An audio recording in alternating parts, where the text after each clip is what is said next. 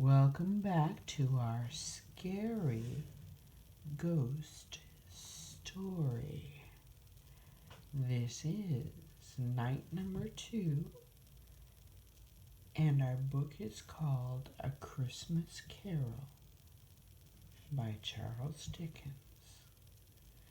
And I think someone else might be just about to walk up into the shop. Let's find out. "A Merry Christmas, Uncle! God save you!" cried a cheerful voice. It was the voice of Scrooge's nephew, who came upon him so quickly that this was the first intimation he had of his approach. "Bah!" said Scrooge. "Humbug!" He had so heated himself with rapid walking in the fog and frost, this nephew of Scrooge's, that he was all in a glow. His face was ruddy and handsome, his eyes sparkled, and his breath smoked again. "Christmas a humbug, Uncle," said Scrooge's nephew. "You don't mean that, I am sure." "I do," said Scrooge. "Merry Christmas! What right have you to be merry? What reason have you to be merry? You're poor enough." "Come, then," returned the nephew gaily. "What right have you to be dismal? What reason have you to be morose? You're rich enough." Scrooge, having no better answer ready on the spur of the moment, said "Bah!" again, and followed it up with "Humbug!" "Don't be cross, Uncle," said the nephew. "What else can I be," returned the uncle, "when I live in such a world of fools as this? Merry Christmas! Out upon Merry Christmas!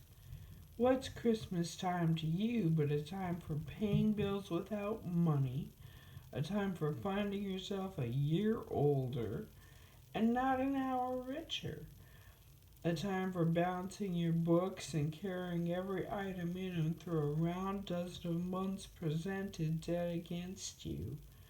If I could work my will," said Scrooge indignantly, "every idiot who goes about with 'Merry Christmas' on his lips should be boiled with his own pudding and buried with a stake of holly through his heart. He should." "Uncle," pleaded the nephew. "Nephew," returned the uncle sternly, "keep Christmas in your own way, and let me keep it in mine." "Keep it?" said Scrooge's nephew. "But you don't keep it." "Let me leave it alone, then," said Scrooge. "Much good may it do you. Much good has it ever done you." "There are things from which I might have derived good, by which I have not profited, I dare say," returned the nephew. "Christmas among the rest.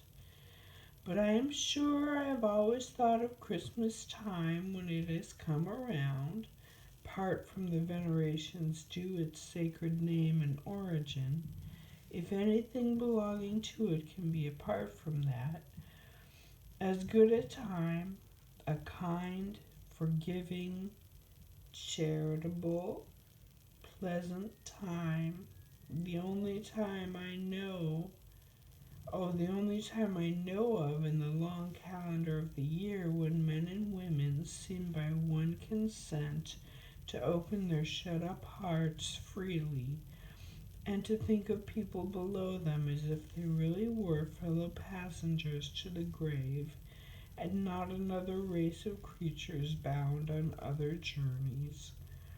And therefore, Uncle, though it has never put a scrap of gold or silver in my pocket, I believe that it has done me good, and will do me good, and I say, God bless it."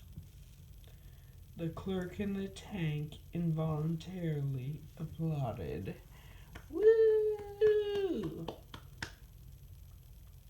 I don't know if he made the woo sound, but I got excited, so that was just me. Okay, back to the story. Becoming immediately sensible of the impropriety, he poked the fire and extinguished the last frail spark forever. "Let me hear another sound from you," said Scrooge, "and you'll keep your Christmas by losing your situation." That means job. "You're quite a powerful speaker, sir," he added, turning to his nephew. "I wonder you don't go into Parliament." "Don't be angry, Uncle. Come, dine with us tomorrow." Scrooge said that he would see him. Yes, indeed he did. He went the whole length of the expression and said that he would see him in that extremity first. I think the author's trying to say something politely that Scrooge did not say politely. So we'll just move on. We take it to mean that Scrooge meant no way. "But why?" cried Scrooge's nephew. "Why?" "Why did you get married?" said Scrooge. "Because I fell in love." "Because you fell in love?" growled Scrooge, as if that were the only one thing in the world more ridiculous than a Merry Christmas. "Good afternoon." And that can be taken to mean goodbye, we're done talking. "Nay, Uncle, but you never came to see me before that happened. Why give it a reason for not coming now?" "Good afternoon," said Scrooge. "I want nothing from you. I ask nothing of you. Why cannot we be friends?" "Good afternoon," said Scrooge.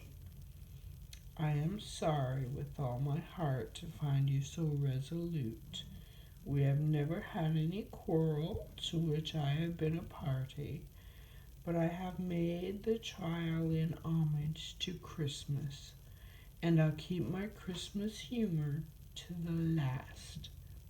So, a Merry Christmas, Uncle." "Good afternoon," said Scrooge. "And a Happy New Year."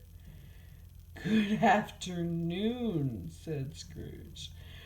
His nephew left the room without an angry word, notwithstanding. "Wow," said I, the reader. He stopped at the outer door to bestow the greetings of the season on the clerk, who, cold as he was warmer than Scrooge, for he returned them cordially. "There's another fellow," muttered Scrooge, who overheard him.